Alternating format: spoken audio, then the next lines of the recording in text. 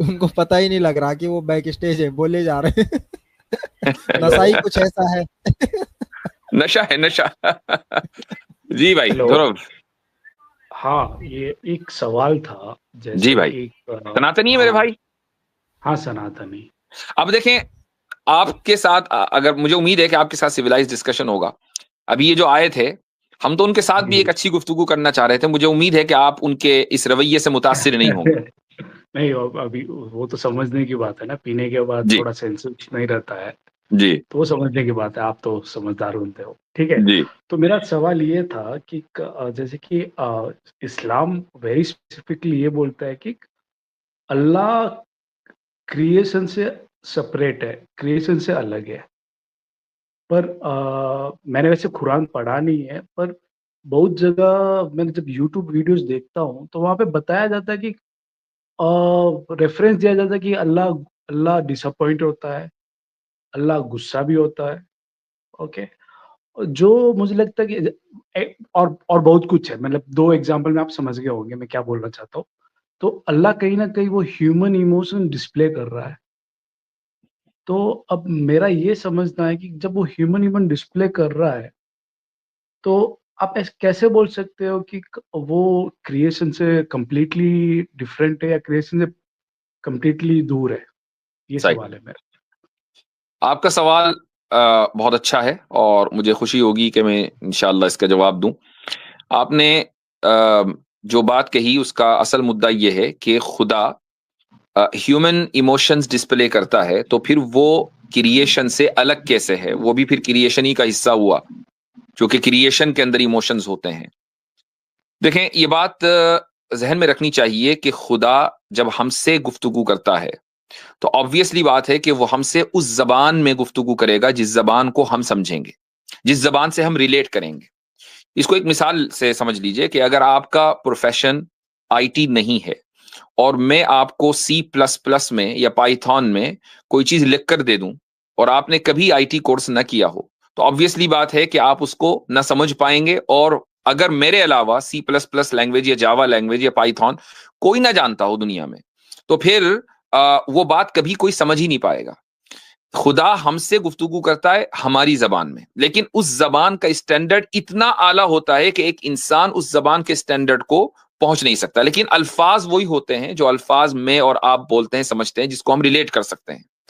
अच्छा, इसीलिए खुदा ने कुरान में और आप सल्लल्लाहु अलैहि वसल्लम की जबानी हमें कुछ उसूल दे दिए। वो उसूल ये दिए कि भाई खुदा इंसान नहीं है। वो उसूल ये दिया कि खुदा जैसी कोई चीज नहीं है, लईसा कमिस्लिही शै। खुदा ने एक प्रिंसिपल बयान कर दिया कि उस जैसी कोई चीज क्रिएशन में है ही नहीं। जब ये उसूल आ गया, अब हम इस उसूल को, प्रिंसिपल को सामने रखेंगे और उसके बाद वो आयतें देखेंगे जहां मसलन ये हदीसें देखेंगे। मसलन खुदा के ताल्लुक से एक हदीस में यह है कि वो हंसता है। खुदा के ताल्लुक से एक हदीस में यह है कि वो खुश होता है। तो ये जो खुश होना, हंसना, ये सारी चीजें हैं, इसका ताल्लुक है सवाब देने से। यानी जब वो खुश होता है, वो हंसता है, तो इसका मतलब ये नहीं कि वो हमारी और आपकी तरह खुश हो रहा है या हंस रहा है। इसका ताल्लुक इमोशन से नहीं है, बल्कि इसका ताल्लुक रिवॉर्ड से है कि वो उस आदमी को रिवॉर्ड देता है। इसी को बयान करने के लिए हंसना और खुश होना जिक्र किया गया।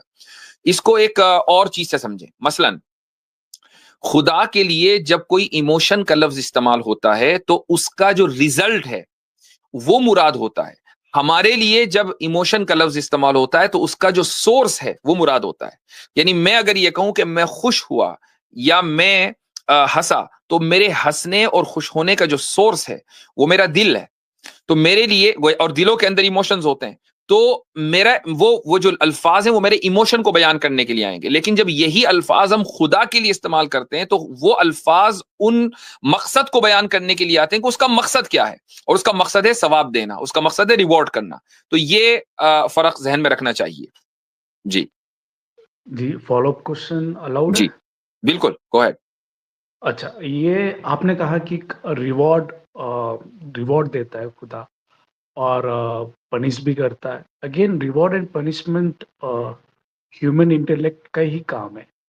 आप अब नेचर, क्योंकि हम लिविंग बीइंग है, और रिवॉर्ड और पनिशमेंट ह्यूमन हम ही करते हैं, सही इंसान ही करता है। सही नेचर में अब ट्रीज है, रॉक्स है, वो सब नहीं करते हैं। सही Correct? बात है। क्योंकि हम बहुत कॉम्प्लेक्स है हमारा हम्म, इवॉल्व, जो को भी कॉन्शियसनेस बहुत कॉम्प्लेक्स है।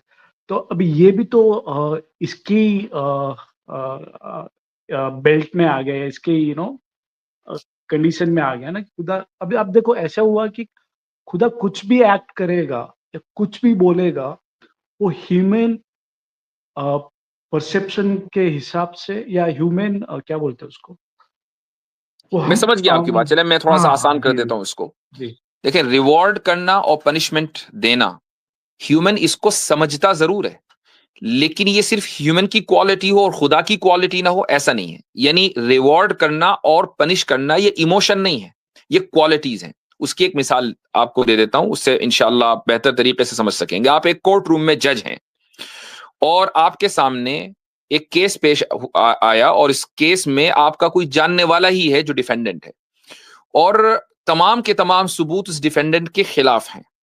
ठीक है, अगर आप इंसाफ पसंद जज हैं तो आप उस डिफेंडेंट के खिलाफ फैसला देंगे, चाहे वो आपका करीबी रिश्तेदार ही क्यों ना हो, अगरचे उसके खिलाफ फैसला देना आपके इमोशंस के खिलाफ है। यानी आप इमोशनली ये चाह रहे हैं कि यार मैं इसको बचा लूं किसी तरीके से, लेकिन चूंकि आप इंसाफ पसंद हैं, आप एक ऐसी पोजीशन पर बैठे हुए हैं कि जहां लोगों का ट्रस्ट है, आप वो ट्रस्ट नहीं तोड़ना चाहते और मुल्क में अनार्की नहीं लाना चाहते, लॉ एंड ऑर्डर मेंटेन करना चाहते हैं, तो ऑब्वियसली बात है कि आप इस क्वालिटी को, जो जस्टिस की क्वालिटी आपके अंदर है, उसको सामने लाएंगे, इमोशंस को साइड में कर देंगे और उसको आप सजा देंगे जो कि आपका करीबी रिश्तेदार है।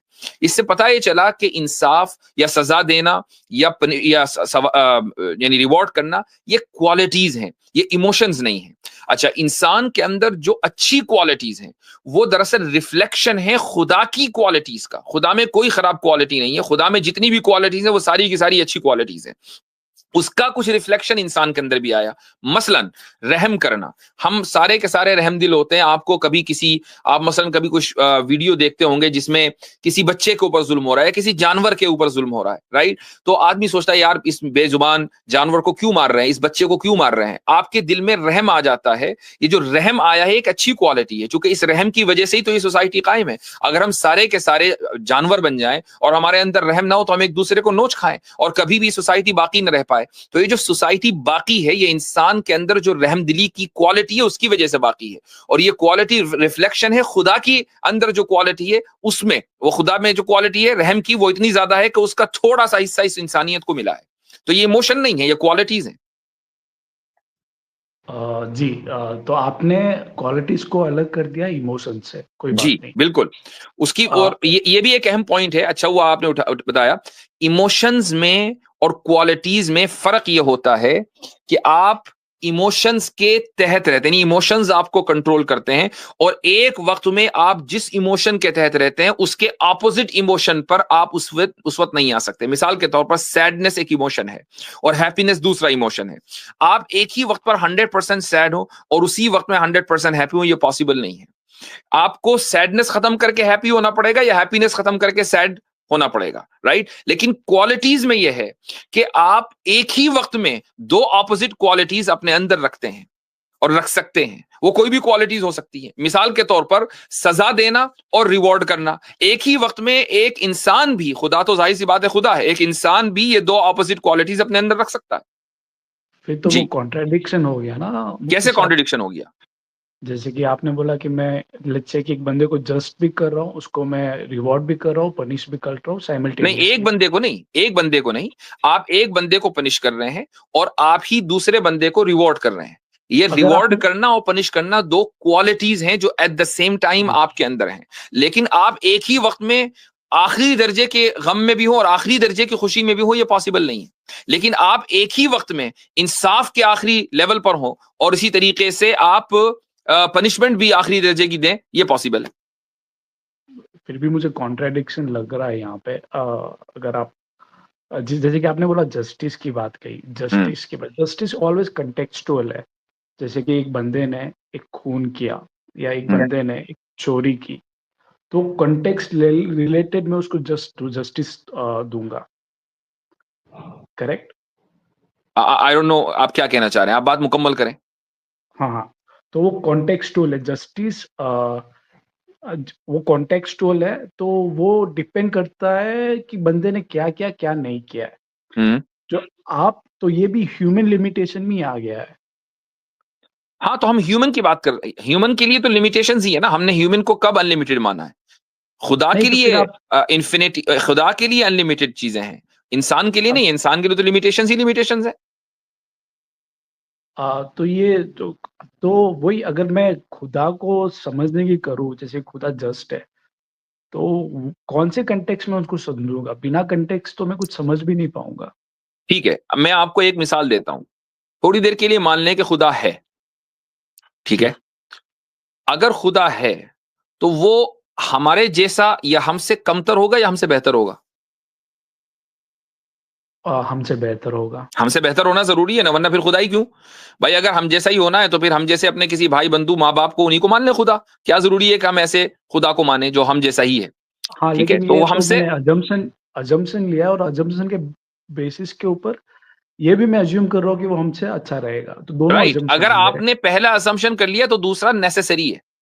या अगर खुदा है, हाइपोथेटिकली स्पीकिंग ही मान ले थोड़ी देर के लिए, अगर खुदा है तो उसका हमसे बेहतर होना जरूरी है। ये पॉसिबल नहीं बिल्कुल। है कि वो हमसे कमतर हो, वरना फिर नहीं है वो। हाँ, वो फॉलो अप अजम्पशन आ जाता है उसमें, हाँ, खुद ब आगे खुद चल के आएगा। अच्छा, खुद ब अब खुद आएगा। हमसे बेहतर वो क्या कैसे होगा?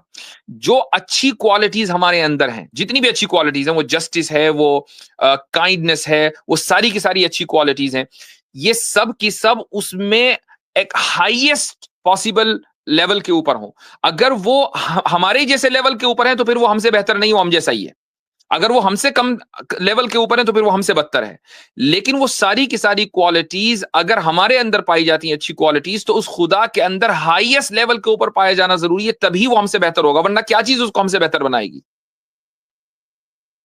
ओके, ये आपने बात की, तो फिर हम यहाँ पे वो पार्शलिटी क्यों होता है? जैसे कि आपने बोला जस्टिस और अच्छी क्वालिटीज पे आप उसको कोरिलेट कर देते हो खुदा के साथ, पर जो नेगेटिव क्वालिटीज है जिसको आपने उसको एक अलग बकेट दे दिया है, जैसे कि अलग इमोशंस दे दिया है, राइट? हम्म। इमोशन जैसे कि एंगर, ये नेगेटिव क्वालिटीज है। ये अब क्वालिटीज आप नहीं है ना, emotions. See that's the difference. ये क्वालिटीज नहीं है, ये इमोशंस हैं। इमोशंस को क्वालिटीज नहीं कहा जाता। मैंने उसको तफसील से समझा दिया कि आप दो कॉन्ट्रडिक्टरी इमोशंस एक साथ नहीं रख सकते, लेकिन दो कॉन्ट्रडिक्टरी क्वालिटीज एक साथ रख सकते हैं। अ, इमोशंस खुदा ने क्रिएट किए हैं, लेकिन वो खुदा की क्वालिटीज नहीं है। जो हमारे अंदर अच्छी क्वालिटीज हैं वो खुदा के पास से आई हैं। वो खुदा के अंदर पहले हैं और हाईएस्ट लेवल पर हैं, तभी खुदा हमसे बेहतर है। ओके, जब जब आपके यहाँ आपके तरफ से, जैसे आपने बताया कि अ, इंसान को जब खुदा ने बनाया है तो क्वालिटीज भी खुदा ने दी और इमोशन भी खुदा ने दी, पर ये बिल्कुल। फर्क है, इमोशंस में फर्क है, क्वालिटीज में फर्क है, ये आपका ये हाँ, कहना है? उसकी वजह यह है कि इमोशंस इंसान को इटर्नल नहीं बनाते हैं। यानी जब किसी भी चीज के अंदर इमोशंस होंगे, इसका मतलब यह है कि वो इटर्नल नहीं है। अगर इटर्नल होगा तो इमोशंस नहीं होंगे, क्योंकि इमोशंस क्या, इमोशंस आते जाते हैं। आप हमेशा सैड नहीं है, आप हमेशा गमजदा नहीं होते, आप हमेशा खुश नहीं होते। तो इमोशंस आते जाते हैं, कभी आते हैं खत्म हो जाते हैं। तो जब हमारे इमोशंस हमारे अंदर आते जाते रहते हैं, इसका मतलब ये है कि हम भी आने जाने वाले लोग हैं। यानी हमारा भी आगाज है, हम भी खत्म होंगे। हम कभी भी, हम इमोर्टल नहीं है, हम इटर्नल नहीं है। खुदा इटर्नल है, इसलिए उसके अंदर इमोशंस नहीं होंगे। ओके, ठीक है, अच्छी बात। आपने जैसे कंपैशन की सॉरी बात की है, तो ये जो क्वालिटीज है, जो आप ये क्वालिटीज इंसान में जब आता है तब वो बहुत दुखी या बहुत तकलीफ से गुजरता है, तब उसको कंपैशन आता है, तब वो। और यूजली ये कंपैशन आफ्टर 30 या 35 के बाद आता है। नहीं, ये सारी की सारी चीजें आपके असम्पशंस हैं कि वो तकलीफ से गुजरेगा, जब जाके उसमें कंपैशन आएगा, 35 की बात आएगा। ये सारे के सारे असम्पशंस हैं। एक इंसान, बहुत सारे नौजवान ऐसे हैं कि जो बहुत कंपैशनेट होते हैं और उनकी जिंदगी में कोई ज्यादा तकलीफें नहीं होती। लेकिन कैसे आएगा कंपैशन? लेट्स से कि कंपैशन ये का एक मीनिंग नेचुरल होता चीज है है। ना, इमोशंस। भाई अब कोई आप ये कहे कि नहीं, इंसान खुश जब होगा जब वो 40 साल का हो जाएगा, उससे पहले खुशी नहीं मिलेगी, ये तो ऑब्वियसली पॉसिबल नहीं है। बच्चे भी खुश नहीं, होते हैं, इसी तरीके से बच्चे गमजदा भी होते हैं। तो खुशी नहीं। और गम ये दोनों चीजें साथ में चलती रहती हैं, और जब गम साथ में चलेगा, खुशी साथ में चलेगी, इंसान दूसरे की तकलीफ भी देखता है, तो कंपैशन उसके साथ साथ डिवेलप हो जाता है। उसके लिए कोई एज लिमिट नहीं है, इमोशंस के लिए कोई एज लिमिट नहीं होती। और ये कंप्लीटली रेलेवेंट बात है। जब हम खुदा में इमोशंस मान ही नहीं रहे, तो हम इंसान की बात ना करें ना खुदा की बात करें। ठीक है, जैसे अभी मैं खुदा के ऊपर ही आऊंगा। जैसे कि आपने बोला कि खुदा के बहुत से एट्रीब्यूट्स है, कंपैशन एक आ गया, और आपने बोला कि जस्ट एक आ गया। वैसे बहुत से एट्रीब्यूट्स आपने बताए, जो आप qualities one and the same qualities और एट्रीब्यूट्स एक ही है, कुछ फर्क नहीं है। सही कहा मैंने? हाँ, हमारे अंदर जो अच्छी क्वालिटीज हैं, ये उसकी क्वालिटीज का रिफ्लेक्शन है। हाँ जी। तो वो खुदा के आगे क्वालिटीज। अब आपने बोला कि खुदा में जस्टिस भी है, खुदा में कंपैशन भी है। तो ये जो क्वालिटीज आप बता रहे हैं, वो अलग अलग है कि एक ही क्वालिटीज? मतलब हम उसको जैसे कि आपने ये जो फर्क बता रहे हैं आप, जस्टिस अलग है, कंपैशन अलग है, और खुदा अनलिमिटेड है। तो अनलिमिटेड होगा और ये क्वालिटीज अनलिमिटेड होगी, और इसका कभी एंड नहीं होगा, तो दोनों क्लासेस करेंगे ना? कैसे? यही तो बात दो है कि हाँ हाँ, बोले। जैसे कि आपने अभी अनलिमिटेड बोल देते, तो इन्फिनिटी बता दिया आपने कि जस्टिस की इन्फिनिटी होगी, कंपैशन की इन्फिनिटी होगी, और दोनों अलग है। तो दो आपको इन्फिनिटी क्या कभी लगता है कि कंपैशन, चले अभी थोड़ी देर के लिए हम इंसानी में बात कर लें, चूंकि इंसान की कैपेसिटी में नहीं है कि वो इन्फिनिटी को समझ सके। एक आदमी अगर जस्टिस एस्टैब्लिश करता है और एक मुजरिम को, एक रेपिस्ट को सजा देता है, तो क्या वो कंपैशनेट नहीं है उस औरत के लिए कि जो विक्टिम है उस रेपिस्ट की? नहीं, वो तो मैंने बोला कॉन्टेक्स्ट, हाँ वो तो है ना। तो बस आपको बता, इसका मतलब ये है कि जस्टिस और कंपैशन में कोई कॉन्ट्रडिक्शन नहीं है। कॉन्ट्रडिक्शन नहीं है, पर वही तो मैं बता रहा हूँ, वो बात एक ही। साबित हो गई। तो चले नहीं, मैं कुछ आप और इसको थोड़ा क्लियर रिफ्लेक्ट करें, वरना बहुत लंबी गुफ्तगू हो जाएगी। ठीक है, कि ठीक है, मैंने मैं जो समझ आखिरी बात कही है वो ये कि जस्टिस एंड कंपैशन में कोई कॉन्ट्रडिक्शन नहीं है। एक के लिए जस्टिस, दूसरे के लिए कंपैशन है। नहीं, वो कंपैशन जैसे कि आपने एक सेंटेंस डिलीवर किया है, फिर आगे वाला उस जो आगे के वाले की फैमिली है, वो बोला कि नहीं नहीं, आप जस्ट में आप कंपैशन नहीं आता है सर। दैट्स भाई, जस्ट जिसके साथ जस्टिस हो रहा है और जस्टिस की बुनियाद पर उसको मान लो जहन्नम में डाला जा रहा है, उसके लिए कंपैशन नहीं है, उसके लिए जस्टिस है। कंपैशन तो उसके लिए है ना कि जिसको, जो विक्टिम है। विक्टिम तो हाँ, वो अगर विक्टिम उसको बोलेगा कि नहीं नहीं जज साहब, आप उसको जाने दो, तो वो विक्टिम का कंपैशन रहेगा। नहीं, जाने दो की बात नहीं हो रही है। मैं भी एक सीधी सीधी वही बात है, एक को कंपैशन है ना जहन्नम में सर, डाल दिया रेप करने की वजह से, जस्टिस हुई क्या नहीं? वो जस्टिस है। आपने ठीक, जस्टिस का बता दिया, जिसके साथ रेप हुआ उसके साथ कंपैशन हुआ कि नहीं हुआ? उसके से कंपैशन, उसके साथ जस्टिस ओके, हुआ है। प्रूवन। नहीं, कंपैशन नहीं हुआ, जस्टिस हुआ है। ठीक है, उसके साथ आप मुझे कंपैशन भी हुआ है, चूंकि जो कंपैशन। जो उसको सुकून मिला है कि यार इस रेपिस्ट को खुदा ने जहन्नम में डाल दिया, अब ये कितने साल यहां सड़ेगा, उसके साथ कंपैशन भी हुआ है। जब जब जस्टिस होगी तब तब इंसानियत के साथ कंपैशन होगा। नहीं नहीं, कंपैशन तो जो मैं समझता हूँ, मैं भी क्योंकि गलत भी हो सकता हूँ, आप मैं इसको गलत थोड़ा भी सा हो सकता रिफ्लेक्ट करें, इंशाल्लाह कोई हूँ। बात ठीक नहीं, है, अगली मर्तबा गुफ्तगू करेंगे। काफी लंबी गुफ्तगू आपसे हो गई है, अच्छा लगा, थैंक यू, और भी लोग हैं थैंक यू, चलें इंशाल्लाह। Bro, bye. ओके। हमारे साथ अक्षय